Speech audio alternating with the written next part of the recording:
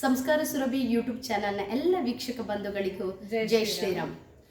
ಈಗಾಗಲೇ ನಾವು ನಮ್ಮ ವಾರ್ಷಿಕ ಶಿಬಿರದ ಬಗ್ಗೆ ಒಂದೆರಡು ವಿಡಿಯೋಗಳನ್ನು ಇದಕ್ಕಿಂತ ಮೊದಲು ಕೂಡ ಮಾಡಿದ್ದೇವೆ. ಆದರೆ ಈ ವರ್ಷ ಕೂಡ ಮಾಡಿ ಅಂತ ಹೇಳಿ ನಮ್ಮ ಸಂಘಗಳಿಂದ ಕೆಲವೊಬ್ಬರು ಹೇಳುದುಂಟು. ಯಾಕಂತ ಹೇಳಿದರೆ ವರ್ಷಕ್ಕನುಗುಣವಾಗಿ ಹೊಸ ಹೊಸ ವಿಚಾರಗಳನ್ನು ನಾವು ಅಳವಡಿಸಿಕೊಂಡು ಹೋಗ್ತಾ ಇದ್ದೇವೆ. ಆ ಹೊಸ ವಿಚಾರಗಳನ್ನು ಎಲ್ಲ ನಮ್ಮ ಬಾಲಗೋಕುಲದ ಮಾತಾಜಿಗಳಿಗೆ ತಿಳಿಸುವಂತಹ ಪ್ರಯತ್ನ ಈಗ ಮಾಡುವಂತಹ ನಾವು ವಿಡಿಯೋ. ಬಾಲಗೋಕುಲ ಶಿಬಿರ ಯಾರಿಗೆ, ಯಾಕೆ ಮತ್ತು ಯಾವಾಗ ಮಾಡಬೇಕನ್ನುವ 3 ವಿಚಾರಗಳು ನಮ್ಮ ಎದುರಲ್ಲಿ ಇದೆ. ಬಾಲಗೋಕುಲದ ಶಿಬಿರಗಳನ್ನು ಯಾವಾಗ ಮಾಡ್ಬೋದು ಅಂತ ಹೇಳಿದರೆ, ಇವಾಗ ವಾರ್ಷಿಕ ರಜೆ ಮಕ್ಕಳಿಗೆ ಸಿಗ್ತಾ ಇದೆ. ಈ ಎಕ್ಸಾಮ್ ಎಲ್ಲ ಪ್ರೈಮರಿದು ಹೆಚ್ಚಿನ ಕಡೆಯಲ್ಲಿ ಮುಗ್ದಿದೆ. ಇನ್ನು ಕೆಲವು ಗೌರ್ಮೆಂಟ್ ಸರ್ಕ್ಯುಲರ್ ಪ್ರಕಾರ ಮಾಡುವವರಿಗೆ ಎಕ್ಸಾಮು ಏನಿದ್ರೂ ಈ ಮಂತ್ ಎಂಡ್ ಅಥವಾ ಏಪ್ರಿಲ್ 10 ಒಳಗೆ ರಿಸಲ್ಟ್ ಆಗಿ ಎಲ್ಲರದು ಮುಗ್ದಾಗಿರ್ತದೆ. ಅದರ ನಂತರ ಮಾಡುವಂಥದ್ದು ಸೂಕ್ತ ಸಮಯ. ಇನ್ನು ಮಾಡದಿದ್ದರೆ ದಸರಾ ರಜೆಯಲ್ಲೂ ಕೂಡ ಮಾಡ್ಬೋದು, 10 ದಿವಸ ರಜೆಯಲ್ಲಿ. ಆದರೆ ಈ ಸಮಯ ನಮಗೆ 1-1.5 ತಿಂಗಳು ರಜೆ ಇರೋದ್ರಿಂದ ಈ ರಜಾ ಸಮಯದಲ್ಲಿ ವಾರ್ಷಿಕ ನಮ್ಮದು ಶಿಬಿರ ಏನಿದೆ ಅದು ಮಾಡುವಂತಹ ಸೂಕ್ತ ಸಮಯ. ಇನ್ನು ಯಾರಿಗಾಗಿ ಈ ವಾರ್ಷಿಕ ಶಿಬಿರ ಅದು ಸಣ್ಣ ಮಕ್ಕಳು LKG ಮಕ್ಕಳಿಂದ ಹಿಡ್ಕೊಂಡು ನಾವು ದೊಡ್ಡ ಮಕ್ಕಳವರೆಗೂ ಮಾಡ್ಬೋದು. ಆದರೆ ಆಯೋಜನೆ ಯಾವ ರೀತಿಯಾಗಿ ಮಾಡ್ತೇವೆ, ಈ LKG UKG ಕಿಂಡರ್ ಗಾರ್ಡನ್ನ ಮಕ್ಕಳನ್ನು 10ನೇ ತರಗತಿಯ ಮಕ್ಕಳ ಜೊತೆಗೆ ಅದೇ ವಿಚಾರವನ್ನು ಕೊಟ್ಟರೆ ಅದು ತಪ್ಪಾಗ್ತದೆ. ಬದಲಿಗೆ ಆ ಮಕ್ಕಳನ್ನು ವಿಂಗಡಣೆ ಮಾಡಬೇಕು. ಈ ಪ್ರೈಮರಿ LKG ಇಂದ ಪ್ರೀ ಪ್ರೈಮರಿಯಿಂದ ಒಂದು 3rd ಸ್ಟ್ಯಾಂಡರ್ಡ್ ಅಥವಾ 2nd ಸ್ಟ್ಯಾಂಡರ್ಡ್ವರೆಗೆ ಒಂದು ವಿಭಾಗ, ಅದರ ನಂತರ ಒಂದು 7ರವರೆಗೆ ಒಂದು ವಿಭಾಗ, 7ರಿಂದ 10 ಒಂದು ವಿಭಾಗ, ಆ ರೀತಿಯಾಗಿ ಮಾಡಿಕೊಂಡು ನಾವು ಶಿಬಿರವನ್ನು ನಡೆಸ್ಕೊಳ್ಬೋದು. ಮತ್ತು ಯಾಕೆ ಹೇಳುವುದಂತೂ ಕೆಲವರಿಗೆ ಇವಾಗಲೇ ತಿಳಿದಿದೆ. ಮಕ್ಕಳು ಈ ರಜೆ ಸಮಯದಲ್ಲಿ ಏನಂತ ಹೇಳಿದರೆ, ಹಿಂದೆಲ್ಲ ಹೀಗಿದ್ದೆ ಅಜ್ಜಿ ಮನೆಗೆ ಹೋಗುವಂಥದ್ದು, ಚಿಕ್ಕಮ್ಮನ ಮನೆಗೆ ಹೋಗುವಂಥದ್ದು, ಅಲ್ಲ ಒಂದಷ್ಟು ತೋಟಗಳು, ಗದ್ದೆಗಳು ಮತ್ತು ಗುಡ್ಡಗಾಡುಗಳು, ಅಲ್ಲಿ ನೇರಳೆ ಹಣ್ಣು ಹೆಕ್ಕುವಂಥದ್ದು, ಮಾವಿನ ಹಣ್ಣು ಹೆಕ್ಕಿ ಸಮಯ ಕಳೆಯುವಂಥದ್ದು, ಹುಣಸೆ ಮರ, ಅಲ್ಲಿ ಇಲ್ಲಿ ಓಡಾಟ ಮಾಡುವಂಥದ್ದು, ಒಂದಷ್ಟು ನಮ್ಮ ಗ್ರಾಮೀಣ ಆಟಗಳಿತ್ತು. ಆ ಆಟಗಳನ್ನು ಆ ರೀತಿಯಾಗಿ ಆ ಸಮಯದಲ್ಲಿ ಆಡುವಂಥದ್ದು, ಅಣ್ಣ ತಮ್ಮಂದಿರು, ನೆರೆಹೊರೆ ಎಲ್ಲರನ್ನು ಸೇರಿ ಒಟ್ಟು ಲಗೋರಿ ಆಡೋದು ಅಥವಾ ಚೆನ್ನೆದಂಡು ಅಥವಾ ಜಿಬ್ಲಿ, ಸುಮಾರಷ್ಟು ಆಟಗಳ ಲಿಸ್ಟ್ ಇದೆ ಹಿಂದಿನದ್ದು. ಅಂಥದ್ದೆಲ್ಲ ಆಡಲಿಕ್ಕೆ ಸಮಯ ಇತ್ತು. ಆದರೆ ಈಗ ಮೊಬೈಲ್, ಒಂದೇ ಆಟ ಹೇಳಿದರೆ ಮೊಬೈಲ್, ಅದರೊಳಗೇ ಇರುವಂತಹ ಆಟವನ್ನು ಆಡಬೇಕ ಹೊರತು ಹೊರಗಡೆ ಬರುವಷ್ಟು ವಿಶಾಲವಾದ ಜಾಗ ಇಲ್ಲ ಮನೆಗೆ. ಇನ್ನು ವಿಶಾಲ ಮನಸ್ಥಿತಿಯ ಮಕ್ಕಳಿಲ್ಲ, ವಿಶಾಲ ಮನಸ್ಥಿತಿಯ ನೆರೆಹೊರೆ ಇಲ್ಲ. ಹಾಗಿದ್ರೆ ಮಕ್ಕಳು ಯಾರ ಜೊತೆ ಆಟ ಆಡೋದು? ಹಾಗಿರುವಾಗ ಏನಾದರೂ ಒಂದು ಹೊಸ ವಿಚಾರಗಳು ನಮ್ಮ ಮಕ್ಕಳಿಗೆ ರಜೆ ಸಮಯದಲ್ಲಿ ಸಿಗಬೇಕು. ಅವರು ಮೊಬೈಲ್ಗೆ ಅಡಿಕ್ಷನ್ ಆಗಬಾರ್ದು ಅಥವಾ TV ನೋಡಿ ಅದರಲ್ಲೇ ಗುಂಗಲ್ಲಿ ಕಳೆಯುವಂಥದ್ದು ಆಗಬಾರ್ದು. ಮಕ್ಕಳಿಗೆ ಮಾನಸಿಕವಾಗಿ ದೈಹಿಕವಾಗಿ ಬೆಳೀಲಿಕ್ಕೆ ಏನೋ ಒಂದು ಹೊಸ ವಿಚಾರಗಳನ್ನು ಕೊಡೋದಿದ್ದರೆ ಅದು ಖಂಡಿತವಾಗ್ಲೂ ನಾವು ಸಮ್ಮರ್ ಕ್ಯಾಂಪ್ ಏನು ಹೇಳ್ತೇವೆ ಅದು ಮಾತ್ರ ಮಾಡಲಿಕ್ಕೆ ಸಾಧ್ಯ. ನಾವಿವಾಗ ನಿಂತಹ ಸ್ಥಳ ಏನಿದೆ ಇದು ವೀರಾಂಜನೇಯ ದೇವಸ್ಥಾನ, ಫರಂಗಿಪೇಟೆ. ಇಲ್ಲಿ ಪ್ರತಿ ವರ್ಷ ವಾರ್ಷಿಕ ಶಿಬಿರಗಳನ್ನು ಭಾರಿ ದೊಡ್ಡ ಮಟ್ಟದಲ್ಲಿ ಆಯೋಜನೆ ಮಾಡ್ತಾರೆ. 100ಕ್ಕೂ ಹೆಚ್ಚು ಮಕ್ಕಳು ಇಲ್ಲಿ ಬಂದು ಸೇರ್ತವೆ. ಏನು ಊರಿನವರೇ ಸೇರ್ತಾರೆ, ಸ್ವಲ್ಪ ಹೊರಗಿನ ಮಕ್ಕಳು ಕೂಡ ಸದುಪಯೋಗವನ್ನು ಪಡಿತಾ ಇದ್ದಾರೆ. 1 ವಾರದ ಶಿಬಿರಗಳನ್ನು ಆಯೋಜನೆ ಮಾಡ್ತಾರೆ. ಬೇರೆ ಬೇರೆ ಸಂಪನ್ಮೂಲ ವ್ಯಕ್ತಿಗಳು ಬಂದು ಹೊತ್ತೊತ್ತಿಗೆ ತಿಂಡಿ ತಿನಿಸುಗಳ ಜೊತೆ ನಮ್ಮ ಮೆದುಳಿಗೂ ಒಂದಷ್ಟು ವಿಚಾರಗಳನ್ನು ತಿನಿಸಿ ಉಣಬಡಿಸಿ ಈ 1 ವಾರದ ವಾರ್ಷಿಕ ಶಿಬಿರವನ್ನು ಮುಕ್ತಾಯ ಮಾಡ್ತಾ ಇದ್ದಾರೆ. ಹಾಗಿದ್ರೆ ಈಗ ವಾರ್ಷಿಕ ಶಿಬಿರ ನಮ್ಮ ಬಾಲಗೋಕುಲಕ್ಕೆ ವಿಚಾರಕ್ಕೆ ಬಂದರೆ ಎಲ್ಲ ಕಡೆ ಆಯೋಜನೆ ಮಾಡಬೇಕು ಎನ್ನುವುದು ನಮ್ಮ ಹಿರಿಯರ ಒಂದು ಮಾರ್ಗದರ್ಶನ ಮತ್ತು ಆಶಯ ಕೂಡ. ಅದು ಅಲ್ಲದೆ ಈ ಬೇರೆ ಬೇರೆ ಕಡೆಗಳಲ್ಲಿ ನಾವು ಸ್ವಲ್ಪ ಅನುಕೂಲಸ್ಥರು. ಹಾಗಿದ್ರೆ ನಾವು ಮಕ್ಕಳಿಗೆ ಏನಾದರೂ ಒಂದು ಮಾಡುವ, ನಾವು ಒಂದಷ್ಟು ಡೊನೇಷನ್ಗಳನ್ನು ದೇವಸ್ಥಾನಗಳಿಗೆ ಸಭೆ ಸಮಾರಂಭಗಳಿಗೆಲ್ಲ ಕೊಡ್ತಾ ಬಂದಿದ್ದೇವೆ. ಅದರ ಬದಲಿಗೆ ಈ ಮಕ್ಕಳಿಗೆ ಏನಾದರೂ ಒಂದು ಹೊಸ ವಿಚಾರವನ್ನು, ಸಂಸ್ಕಾರದ ಶಿಕ್ಷಣವನ್ನು ಕೊಡುವ ಪ್ರಯತ್ನ ಮಾಡ್ಬೋದಿದ್ರೆ ನೀವು ನಿಮ್ಮ ಊರಲ್ಲಿರುವಂತಹ ಒಂದು ಸಣ್ಣ ಸಣ್ಣ ಸಂಘಗಳು, ಹಾಲ್ ಅಥವಾ ದೇವಸ್ಥಾನ ಅಥವಾ ದೊಡ್ಡ ನಿಮ್ಮದು ಮನೆ ಅಂತಿದ್ರೆ ಒಂದು 10 ಮಕ್ಕಳನ್ನಾದರೂ ಕೂಡಿಸಿಕೊಂಡು ವಾರ್ಷಿಕ ಈ ಬೇಸಿಗೆ ಶಿಬಿರವನ್ನು ಆಯೋಜನೆ ಮಾಡಿ ಅಂತ ಹೇಳೋದು ನಮ್ಮ ಕಳಕಳಿಯ ವಿನಂತಿ ಕೂಡ.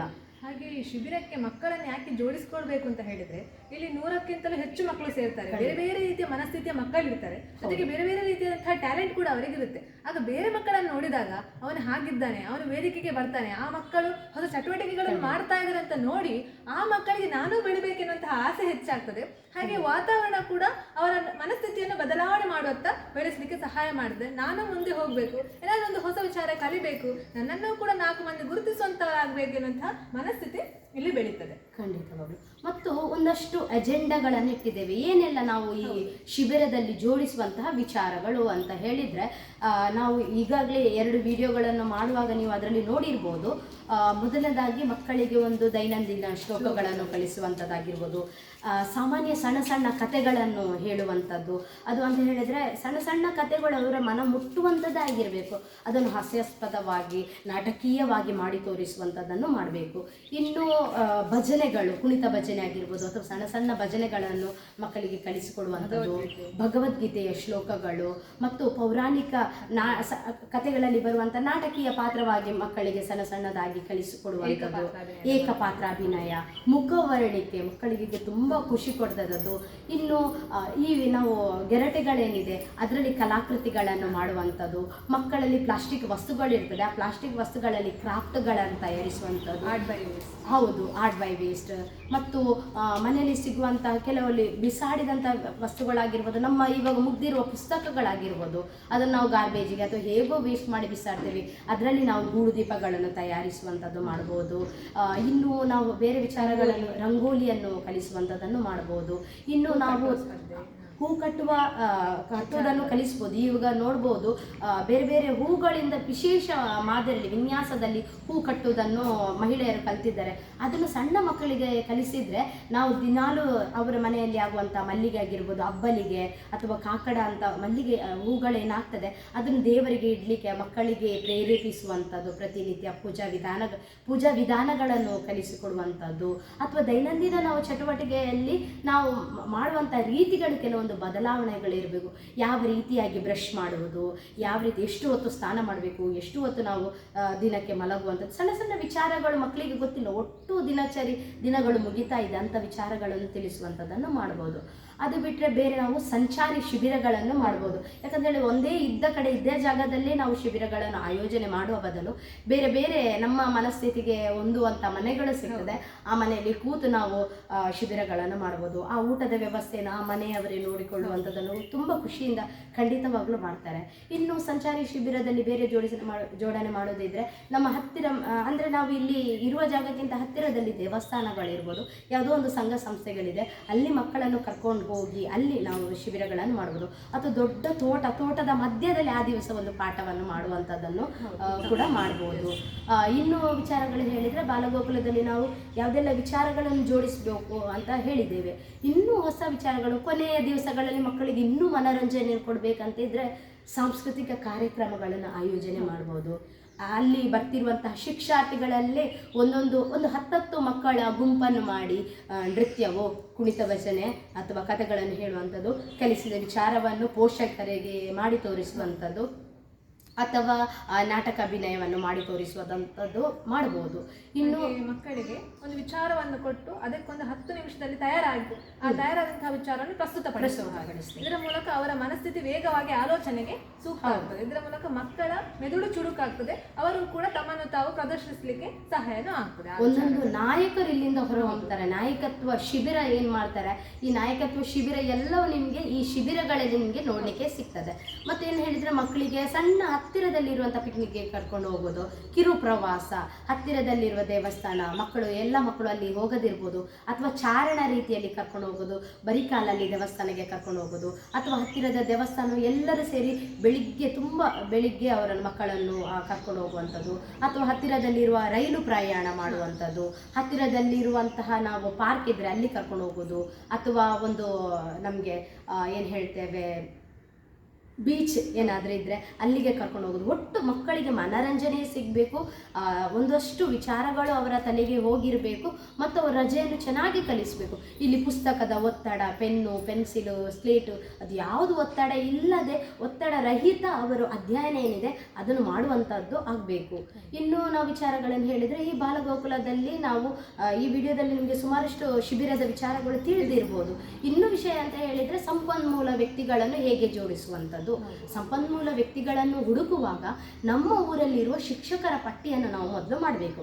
ಯಾವ ಯಾವ ಸಬ್ಜೆಕ್ಟನ್ನು ಅವರು ತಗೊಳ್ತಾ ಇದ್ದಾರೆ, ಅವರ ಇಂಟ್ರೆಸ್ಟಿಂಗ್ ಸಬ್ಜೆಕ್ಟ್ ಯಾವುದು ಅಂತ ನೋಡಿಕೊಂಡು ಈ ಮಕ್ಕಳಲ್ಲಿ ಅವರು ಹೊಂದಾಣಿಕೆಯಾಗುವಂಥ ಶಿಕ್ಷಕರೇ ಅಂತ ನೋಡಿಕೊಂಡು ಮೊದಲು ಶಿಕ್ಷಕರಿಗೆ ಆದ್ಯತೆಯನ್ನು ಕೊಡಬೇಕು. ಮತ್ತು ಗ್ರಾಮೀಣ ಕ್ರೀಡೆಯಲ್ಲಿ ಒಂದು ಹಿರಿಯರು ನಮ್ಮ ಊರಲ್ಲಿ ಇದ್ದಾರೆ, ಭಾರಿ ಪ್ರಾಯದ ಒಂದು ಜಾತ ವಿಚಾರ ಗೊತ್ತುಂಟಂತೆ ಇದ್ದರೆ ಅಂಥವರನ್ನು ನಾವು ಜೋಡಿಸಬೇಕು. ಕೃಷಿಯಲ್ಲಿ ಪರಿಣಿತರು ಅಂತಿದ್ದರೆ ಮಕ್ಕಳಿಗೆ ಸಣ್ಣ ವಯಸ್ಸಲ್ಲಿ ಕೃಷಿಯನ್ನು ಕಲಿಸಿಕೊಡಬೇಕು. ಹೂದೋಟ, ಕೈದೋಟದಲ್ಲಿ ತರಕಾರಿಗಳನ್ನು ಮಾಡುವಂಥ ಯಾವ ರೀತಿಯಾಗಿ ಬಿತ್ತನೆಗಳನ್ನು ಮಾಡಬೇಕು, ಯಾವ ಪಾಟಲ್ಲಿ ಅಥವಾ ನಾವು ಗೋಣಿಚೀಲಗಳಲ್ಲಿ ಹಾಕುವಂಥದ್ದನ್ನೆಲ್ಲ ಹೇಳಿಕೊಟ್ರೆ ಮಕ್ಕಳು ಸಣ್ಣದರಲ್ಲೇ ಒಂದಷ್ಟು ತರಕಾರಿಗಳನ್ನು ಮಾಡಿ ಅಮ್ಮನಿಗೆ ಒಂದು ಅಡುಗೆಗೆ ಸಹಾಯ ಮಾಡುವಂಥದ್ದು ಅಥವಾ ಸಣ್ಣ ವ್ಯಾಪಾರ ಅಲ್ಲಿಂದಲೇ ಕಲಿತುಕೊಳ್ತಾರೆ. ಆ ವ್ಯಾಪಾರಿ ಮನೋಭಾವವನ್ನು ಮಕ್ಕಳಲ್ಲಿ ಬೆಳೆಸಬೇಕು. ಯಾಕಂತ ಹೇಳಿದರೆ ಪ್ರತಿ ಹಿಂದೂ ಮಕ್ಕಳಿಗೆ ನಾನು ಏನು ಹೇಳೋದಂತ ಹೇಳಿದರೆ, ಒಬ್ಬ ಕೈಯಡಿಯಲ್ಲಿ ನಾವು ಕೆಲಸ ಮಾಡುವ ಬದಲು ಒಂದು ಸ್ವ ಉದ್ದಿಮೆ ಮಾಡುವಂತಹ ಕೆಪ್ಯಾಬಿಲಿಟಿಯನ್ನು ನಾವು MCom, MBA ಮತ್ತು BBM ಅಂಥ ಕೋರ್ಸ್ಗಳನ್ನು ಮಾಡಿ ಅಲ್ಲಿ ತಲುಪಿದ ನಂತರ ತಲೆಗೆ ತುಂಬಿಸುವ ಬದಲು ಈ ಸಣ್ಣ ವಯಸ್ಸಿನಲ್ಲಿ ಅವರ ವ್ಯಾಪಾರಿ ಮನೋಭಾವ, ಬಿಸ್ನೆಸ್ ಮೈಂಡ್ಸೆಟ್ ಮಕ್ಕಳಲ್ಲಿ ತುಂಬಿದರೆ ಖಂಡಿತವಾಗ್ಲೂ ಮುಂದಿನ ಹಂತದಲ್ಲಿ ಇಂತಹ ಶಿಬಿರಗಳು, ಇಂತಹ ಒಂದು ಆಲೋಚನೆಗಳು ಸಿಕ್ಕಾಗ ಖಂಡಿತವಾಗ್ಲೂ ಒಂದು ಉತ್ತಮ ಉದ್ಯಮಿಯಾಗಿ ಈ ಮಕ್ಕಳು ಹೊರಹೊಮ್ತಾರೆ. ಒಂದಷ್ಟು ನಮ್ಮ ಮಕ್ಕಳಿಗೆ ಈಗ ದೊಡ್ಡವರಾದ ನಂತರ ಅಲ್ಲಿ ಕೆಲಸಗಳು ಸಿಗುವಂತಹ ಚಾನ್ಸಸ್ಗಳು ಇರ್ತದೆ. ಇನ್ನು ಸಂಪನ್ಮೂಲ ವ್ಯಕ್ತಿಗಳು ನಾನು ಶಿಕ್ಷಕರನ್ನು ಜೋಡಿಸಲಿಕ್ಕೆ ಹೇಳಿದೆ, ಗ್ರಾಮೀಣ ಕ್ರೀಡೆಯನ್ನು ತಿಳಿದವರನ್ನು ಜೋಡಿಸಲಿಕ್ಕೆ ಹೇಳಿದೆ, ಇನ್ನು ಕೃಷಿಕರನ್ನು ಜೋಡಿಸುವಂಥದ್ದು ಹೇಳಿದೆ. ಇನ್ನು ಹತ್ತಿರದಲ್ಲಿರುವ ಉದ್ಯಮ ಕೇಂದ್ರಕ್ಕೆ ಕರ್ಕೊಂಡು ಹೋಗೋದು. ಇವಾಗ ಹಾಳೆಯ ಬಟ್ಟಲು ಏನಿದೆ ಅದು ತಯಾರಿ ಆಗ್ತಿದೆ, ಯಾವ ರೀತಿಯಾಗಿ ತಯಾರಿ ಆಗ್ತಿದೆ, ಹಾಳೆಯ ಬಟ್ಟಲು ಅಡಿಕೆ ಮರದಿಂದ ಬಿದ್ದ ಸೋಗೆಯಿಂದ ಆಗ್ತದಂತ ಹೇಳೋದು ಖಂಡಿತ ಮಕ್ಕಳಿಗೆ ಅದು ತಿಳಿದಿರ್ಲಿಕ್ಕಿಲ್ಲ. ಅದು ಕೇವಲ ಬಟ್ಟಲು. ಅವರಿಗೆ ಆ ಬಟ್ಟಲನ್ನ ಯಾವ ರೀತಿಯಾಗಿ ತಯಾರು ಮಾಡ್ತಾರೆ ಮತ್ತು ಬಾಳೆ ಎಲೆ ಉಪಯೋಗ, ಅದರಲ್ಲಿ ಆಗುವಂತಹ ವಿಚಾರಗಳು, ಅಂಥದ್ದೆಲ್ಲ ಸಣ್ಣ ಸಣ್ಣ ವಿಚಾರಗಳು ನಮ್ಮ ಹತ್ತಿರ ಉದ್ಯಮ ಇತ್ತಂತಾದರೆ ಆ ಉದ್ಯಮವನ್ನು ಅವರಿಗೆ ಹತ್ತಿರದಲ್ಲಿ ಆ ಮಿಷನರಿ ವರ್ಕ್ ಆಗಿರ್ಬೋದು, ಆ ಎಂಪ್ಲಾಯೀಸ್ ಮಾಡುವಂಥದ್ದನ್ನು ನೋಡಿದರೆ ಖಂಡಿತವಾಗ್ಲೂ ತುಂಬ ಸೂಕ್ಷ್ಮ ರೀತಿಯಲ್ಲಿ ತಿಳಿತದೆ. ಇನ್ನು ಮಡಿಕೆ ಮಾಡುವವರು ಯಾರಾದರೂ ಕೊಂಬಾರರು ಹತ್ತಿರ ಇದ್ದರೆ ಅದನ್ನು ತೋರಿಸುವಂಥದ್ದು, ಪೋಸ್ಟ್ ಆಫೀಸ್ಗೆ ಕರ್ಕೊಂಡು ಹೋಗುವಂಥದ್ದು, ರೈಲ್ವೆ ನಿಲ್ದಾಣಕ್ಕೆ ಕರ್ಕೊಂಡು ಹೋಗಿ ರೈಲಲ್ಲಿ ಕರ್ಕೊಂಡು ಹೋಗೋದು ಒಂದು, ಮತ್ತು ಅಲ್ಲಿಯ ಏನು ವಿಚಾರಗಳೆಲ್ಲ ಇದೆ ಅದನ್ನು ತೋರಿಸುವಂಥದ್ದನ್ನು ಕೂಡ ಮಾಡ್ಬೋದು. ಬೇರೆ ಏನಾದರೂ ಮನುಷ್ಯ ಜೋಡಿಸುವಂಥ ವಿಚಾರಗಳು, ಆಟದ ಬಗ್ಗೆ ಹೆಚ್ಚಿನ ಪ್ರಾಮುಖ್ಯತೆ ಕೊಟ್ಟು ಆಟಕ್ಕೂ ಪ್ರಾಮುಖ್ಯತೆಯನ್ನು ಕೊಟ್ಟರೆ ಬಹಳ ಸೂಕ್ತ ಅಂತ ಹೇಳಿ ಇನ್ನಷ್ಟು ವಿಚಾರಗಳಿಗೆ ಹೆಚ್ಚಾಗಿ ಮನಸ್ಥಿತಿಯನ್ನು ಓಪನ್ ಮಾಡಿಕೊಂಡು ಅವ್ರಿಗೆ ಕ್ಲಾಸ್ ಕೇಳಲಿಕ್ಕೆ ಸಹಾಯ ಆಗ್ತದೆ ಅಂತ ಹೇಳಿ ಆಟಗಳಿದ್ರೆ ಮಕ್ಕಳಿಗೆ ಒಂದಷ್ಟು ಆಟಗಳನ್ನು ತಿಳಿಸೋದ್ರ ಮೂಲಕ ಅದರಲ್ಲಿ ಅವರಿಗೆ ಗುಂಪಿನಲ್ಲಿ ಆಡುವಂಥ ಆಟಗಳನ್ನು ಕಲಿಸಿದಾಗ ನಾಯಕತ್ವ ಬೆಳೆಸ್ತದೆ ಮತ್ತು ನಾವು ತಂಡವಾಗಿ ಯಾವುದೇ ಕೆಲಸಕ್ಕೆ ಹೋದಾಗ ಜಯ ಬೇಗ ಸಿಗ್ತದೆ ಅಂತ ಮಕ್ಕಳಿಗೆ ಆ ಮನಸ್ಥಿತಿಯನ್ನು ತರಲಿಕ್ಕೆ ಸಹಾಯ ಆಗ್ತದೆ. ಇನ್ನು ಬಾಲಗೋಕುಲ ಶಿಬಿರವನ್ನು ಯಾವ ಹೊತ್ತಲ್ಲಿ ಮಾಡಬೇಕು ಅನ್ನೋದು ಕೂಡ ತುಂಬ ಮಂದಿಯಲ್ಲಿ ಇರುವಂತಹ ಚಿಂತನೆ. ಯಾಕಂತ ಹೇಳಿದರೆ ಕೆಲವರು ಕೆಲಸಕ್ಕೆ ಹೋಗ್ತಾರೆ, ನಾವು ಯಾವಾಗ ಮಾಡುವಂಥದ್ದು. ಇನ್ನು ಮಕ್ಕಳಿಗೆ ರಜೆ ಸಿಗ್ತದೆ, ಈ ಡಿಗ್ರಿ ಸ್ಟೂಡೆಂಟ್ಸ್ಗಳಿಗೆ ನಮ್ಮ ಮಾತಾಜಿಗಳಾಗಿರುವವರಿಗೆ ರಜೆ ಸಿಕ್ಕಿರೋದಿಲ್ಲ. ಅವರು ಏನು ಮಾಡೋದಂತ ಹೇಳಿ ನಮ್ಮಲ್ಲಿ ಕೇಳೋದುಂಟು. ಅವರಿಗೇನು ನಾವು ಸೂಕ್ತ ವಿಚಾರ ತಿಳಿಸ್ತೇವೆ ಅಂತ ಹೇಳಿದರೆ, ಬೆಳಿಗ್ಗಿನ ಹೊತ್ತು ನಾವು ಇವಾಗ ಯೋಗ ಮಾಡುವ ಸಮಯ ಯಾವುದು ಅಂತ ಹೇಳಿದರೆ ನಾವು 5ರಿಂದ ಶುರು ಮಾಡ್ತೇವೆ. ಆದರೆ ಒಂದು 6ರಿಂದ 8 ಗಂಟೆಯವರೆಗೆ ಅಥವಾ 6ರಿಂದ 7 ಗಂಟೆಯವರೆಗೆ ಮಕ್ಕಳನ್ನು ಸೇರಿಸಿಕೊಂಡು 1 ಗಂಟೆಯ ಶಿಬಿರವನ್ನು ಮಾಡ್ಬೋದು. ಒಂದು ವಾರ ನಾವು ಮಾಡಿತ್ತಂತಾದರೆ ಅಲ್ಲಿ ನಮಗೆ ಎಷ್ಟು ಗಂಟೆ ಸಿಕ್ಕಿತು ಅಂತ ಗೊತ್ತಾಗ್ತದೆ. ಅದೇ ರೀತಿಯಾಗಿ ಇನ್ನು ಕೆಲವರಿಗೆ ನಮಗೆ ಬೆಳಿಗ್ಗೆ ಸಾಧ್ಯ ಇಲ್ಲ, ನಾವು ಬೇಗ ಕೆಲಸಕ್ಕೆ ಹೋಗ್ತೇವೆ ಅಂತಾದರೆ ಸಂಜೆಗೆ ಮಕ್ಕಳನ್ನು ಜೋಡಿಸ್ಬೋದು. ಅವರು ಹೇಗೂ ಆಟದ ಸಮಯ ಸಂಜೆ ಹೇಳಿದರೆ ಒಂದು 4ರಿಂದ 6 ಗಂಟೆಯ ಹೊತ್ತಿಗೆ ಆ ಮಕ್ಕಳನ್ನೆಲ್ಲರನ್ನು ಸೇರಿಸಿಕೊಂಡು ನಾವು ಆ ಸಮಯದಲ್ಲಿ ಶಿಬಿರವನ್ನು ಮಾಡ್ಬೋದು. ಇನ್ನು ಶಿಬಿರಕ್ಕೆ ಮುಖ್ಯವಾಗಿ ಬೇಕಿರೋದು, ಶಿಬಿರಕ್ಕೆ ಒಂದು ಉತ್ತಮವಾದ ಹೆಸರು, ಚೆನ್ನಾಗಿರುವಂಥ ಹೆಸರು ಕೊಡಬೇಕು. ಆ ಹೆಸರಲ್ಲೇ ನಾವು ಮಕ್ಕಳು ಹೇಗೆ ಬೆಳೆಯಬೇಕು ಅಂತ ಹೇಳುವ ನಮ್ಮ ಆಶಯ ಇದೆ, ಅದರಲ್ಲಿ ಅದು ಗೋಚರ ಆಗಬೇಕು. ಅದೊಂದು. ಇನ್ನು ಶಿಬಿರ ಗೀತೆ, ಶಿಬಿರ ಗೀತೆ ಹೇಳಿದರೆ ನಾವು ಭಾವನೆಗಳನ್ನು ತುಂಬುವಂಥದ್ದು ಮತ್ತು ಒಂದು ಅವರಿಗೆ ಪ್ರೇರಣಾದಾಯಕವಾಗುವಂತಹ ಅದು ಶಿಬಿರ ಗೀತೆ ಆಗಿರಬೇಕು. ಪ್ರತಿನಿತ್ಯ ಹಾಡಿಸಬೇಕು. ಅದರಲ್ಲಿ 3-4 ಚರಣಗಳು ಬಂದಾಗ ಆ ಚರಣದೊಳಗಿರುವ ವಿಚಾರಗಳು ಮಕ್ಕಳ ಬೆಳವಣಿಗೆ ಸಹಕಾರಿಯಾಗಬೇಕು. ಅಷ್ಟು ಸುಲಭ ರೀತಿಯಲ್ಲಿ ಹೇಳಿಕೊಡ್ಬೇಕು. ಅದರ ಒಮ್ಮೆ ಅರ್ಥವನ್ನು ಚೆನ್ನಾಗಿ ಹೇಳಿಕೊಟ್ರೆ ಆ ಶಿಬಿರದ ಹಾಡು ಏನಿದೆ ಈ ವರ್ಷ ಕಲಿಸಿದ್ದು ಅದು ಅಜರಾಮರವಾಗಿ ಹಾಗೆ ಉಳಿದಿರ್ತಾರೆ ಅವರ ತಲೆಯಲ್ಲಿ. ಇನ್ನು ಶಿಬಿರ ಗೀತೆ ಆಯಿತು, ಶಿಬಿರಕ್ಕೊಂದು ಹೆಸರು ಆಯಿತು, ಇನ್ನು ಒಂದಷ್ಟು ಘೋಷಣೆಗಳು ಅದನ್ನೆಲ್ಲ ಇಡಬೇಕು. ಮತ್ತು ಒಂದು ಟೈಮ್ ಟೇಬಲ್ ಅಂತ ಚೆನ್ನಾಗಿ ಮಾಡ್ಕೊಳ್ಬೇಕು.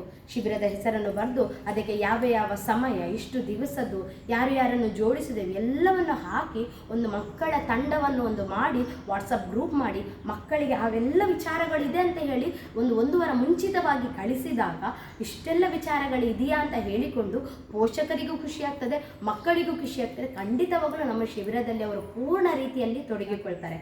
ಮತ್ತು ಪೋಷಕರನ್ನು ಸರಿಯಾಗಿ ಭೇಟಿ ಮಾಡಿಕೊಂಡು ಇದರ ಸತ್ಪ್ರಯೋಜನ ಏನಿದೆ ಅದನ್ನು ತಿಳಿಸಬೇಕು. ಆಗ ನಿಮ್ಮ ಶಿಬಿರಗಳಿಗೆ ಮಕ್ಕಳು ಬರ್ತಾರೆ. ಮತ್ತು ಒಂದಷ್ಟು ಊರಲ್ಲಿರುವಂತಹ ಧನಿಕರೇನಿದ್ದಾರೆ ಅವರನ್ನು ಸಂಪರ್ಕ ಮಾಡಿಕೊಂಡು ಏನು ಮಕ್ಕಳಿಗೆ ಬೇಕಾದ ತಿಂಡಿ ತಿನಿಸುಗಳಾಗಿರ್ಬೋದು ಅಥವಾ ಪಾನೀಯದ ವ್ಯವಸ್ಥೆ, ಊಟದ ವ್ಯವಸ್ಥೆಯನ್ನು ಸಂಘದಲ್ಲೇ ಖರ್ಚು, ಹಣ ಇಲ್ಲ ನಾವು ಹೇಗೆ ಮಾಡುವುದು ಅಂತ ತಲೆಬಿಸಿ ಮಾಡಿಕೊಂಡ್ರೆ ಮಕ್ಕಳಿಗೆ ಅಂತ ಹೇಳಿದರೆ ಖಂಡಿತವಾಗ್ಲೂ ಕೊಡದಂತಹ ವ್ಯಕ್ತಿಗಳು ಖಂಡಿತವಾಗ್ಲೂ ಇಲ್ಲ. ತನ್ನಲ್ಲಿ ಇಲ್ಲದವರು ಒಂದು 10 ರೂಪಾಯಿ ಕೊಡುವಂಥವರೇ ಇರೋದು. ಹಾಗಿರುವಾಗ ಅಂತಹ ವ್ಯಕ್ತಿಗಳನ್ನು ಸಂಪರ್ಕ ಮಾಡಿಕೊಂಡು ಗುರುತಿಸಿಕೊಂಡು ಸಂಪರ್ಕ ಮಾಡಿಕೊಂಡು ಅವರಲ್ಲಿ ಒಂದೊಂದು ದಿವಸಕ್ಕೆ ಏನು ನಿಮಗೆ ಬೇಕು ತಿಂಡಿ ತಿನಿಸುಗಳು ಅಥವಾ ಪಾನೀಯದ ವ್ಯವಸ್ಥೆ ಅವರಿಂದ ಮಾಡಿಸಿ ಅವರ ಮಕ್ಕಳನ್ನು ಇದರಲ್ಲಿ ಜೋಡಿಸಿಕೊಂಡು ಅವರ ಕೈಯಾರೆ ಕೊಟ್ಟಾಗ ಅವರಿಗೂ ಪುಣ್ಯ ಫಲ ಸಿಗ್ತದೆ, ನಾವು ಸ್ವೀಕರಿಸಿಕೊಂಡವರಿಗೂ ರಾಮನಿಂದ ಖಂಡಿತವಾಗ್ಲೂ ಪುಣ್ಯ ಫಲ ಸಿಗ್ತದೆ. ಈ ರೀತಿಯಾಗಿ ವಾರ್ಷಿಕ ಶಿಬಿರವನ್ನು ಚೆನ್ನಾಗಿ ಜೋಡಿಸಿಕೊಳ್ಳಿ. ಯಾವುದೇ ಈ ಮೂಲಕ ನಿಮಗೆ ಏನಾದರೂ ಇದರ ಸಹಾಯಗಳು ಬೇಕು ಅಥವಾ ನಿಮಗೆ ಸಲಹೆಗಳು ಬೇಕು ಅಂತಿದ್ರೆ ಖಂಡಿತವಾಗಿ ಸಂಸ್ಕಾರ ಸುರಭಿ ಯೂಟ್ಯೂಬ್ ಚಾನಲ್ ನೀವು ಕಮೆಂಟ್ಸ್ಗಳನ್ನು ಹಾಕ್ಬೋದು.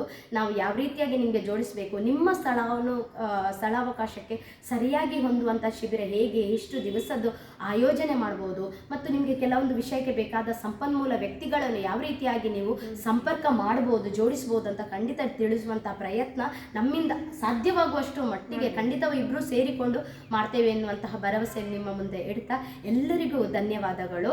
ಚೆನ್ನಾಗಿ ವಾರ್ಷಿಕ ಶಿಬಿರವನ್ನು ಮಾಡಿ ಮತ್ತಷ್ಟು ಚೆನ್ನಾಗಿ ಮಾಡಲಿಕ್ಕೆ ಪ್ರಭುವಿನ ಅನುಗ್ರಹ ಎಲ್ಲರಿಗೂ ಸಿಗಲಿ ಅಂತ ಹೇಳ್ತಾ ಎಲ್ಲ ಮಕ್ಕಳು ಶಿಬಿರದಿಂದ ವಂಚಿತರಾಗದೆ ಶಿಬಿರಕ್ಕೆ ಎಲ್ಲರೂ ಭಾಗಿಯಾಗುವಂಥವರಾಗಲಿ ಅಂತ ಹೇಳ್ತಾ ಮಕ್ಕಳು ಸತ್ಪ್ರಜೆಗಳಾಗಿ ಬೆಳೆಯಲಿ, ಹೌದು ಎಲ್ಲರೂ ಸಾರ್ಥಕವಾಗುವಂತೆ ಈ ಶಿಬಿರ ಪೂರೈಸಲಿ ಅಂತ ಹೇಳಿ ನಮ್ಮ ಉದ್ದೇಶ.